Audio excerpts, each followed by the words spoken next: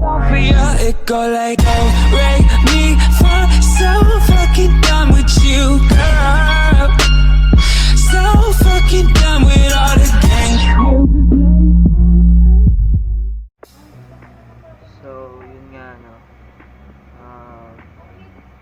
Ito, ginawa ko na to dati pa.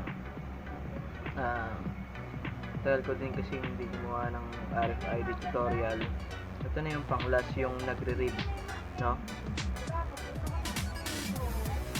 Pagpasensyahan nyo na kung maingay, no? Medyo ayusin, pakinggan nyo na lang ako. So, kailangan natin ng timer para sa dire-diretso yung pag-read nya. So, gawin natin 1 seconds para mabilis. Ang baud rate is 9600. Tapos DTR false, port name is comfort.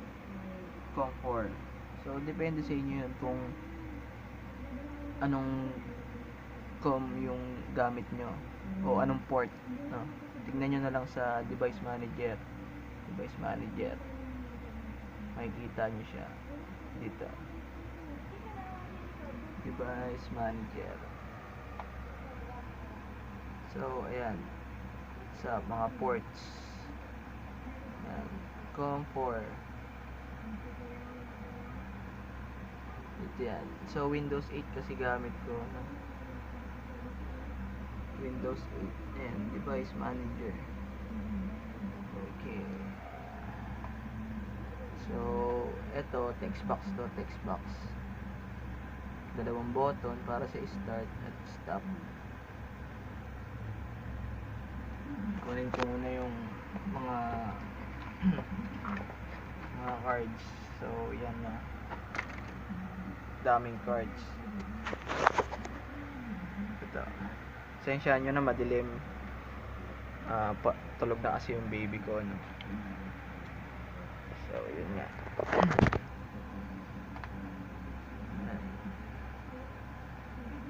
So ito yung codes. Yan yung imports.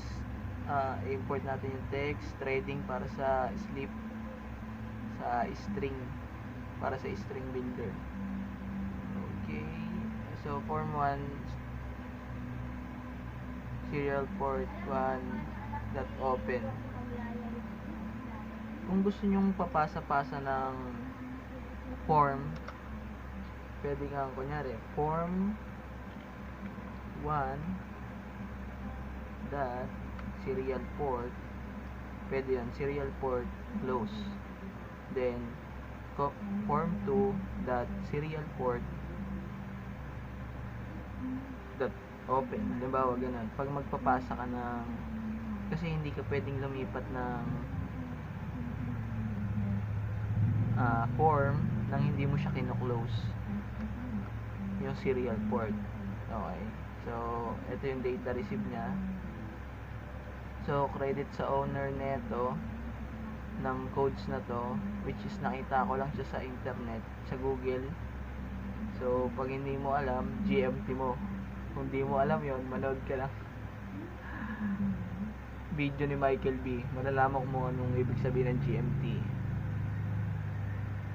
So yun, if greater than integer, to 32-bit sign integer siya.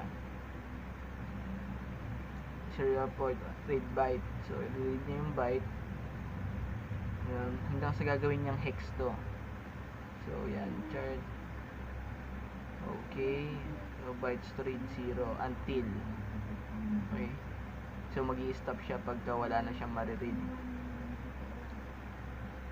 Tapos to length yung len, yung byte kasi yan, byte. Yung byte. Yan. Tapos sa invoke method, yung pagka i-display mo siya sa text box. Ito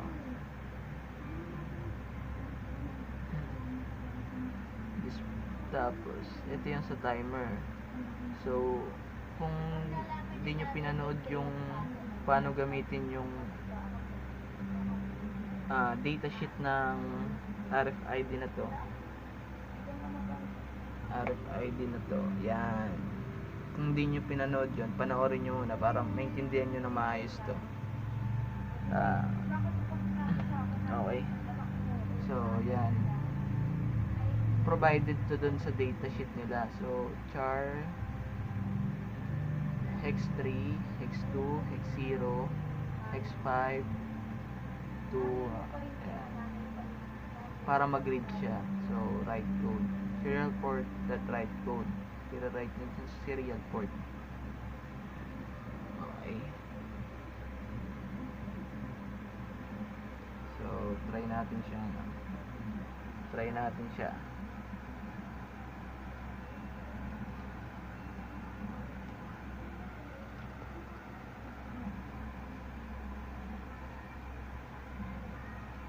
So, tap tayo.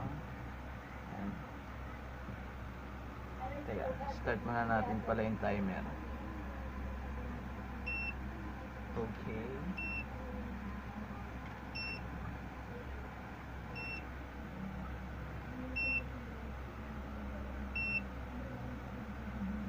So, mabilis para siya masyado. Ulitin natin. Dapat mabilis tayo. So, hindi ko bibigay yung mismong codes para sa mga projects nyo. Pero at least, matututunan nyo na kung paano siya gamitin. Mahirap kasi siya talaga. Nahirapan din ako dito.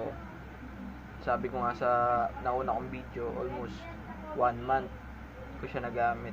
Bago ko siya nalaman kung paano gamitin. No? So, start tayo. Naka-ready na yung isa ko.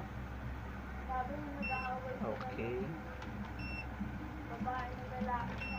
So, dapat mabilis.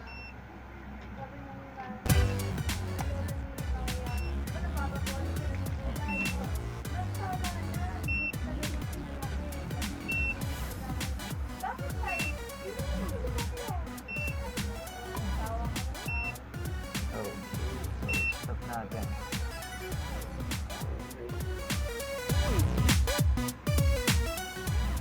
So yun, kung may mga tanong kayo, pwede nyo akong i-message sa Facebook. Ilalagay ko na lang siya sa description para makausap nyo.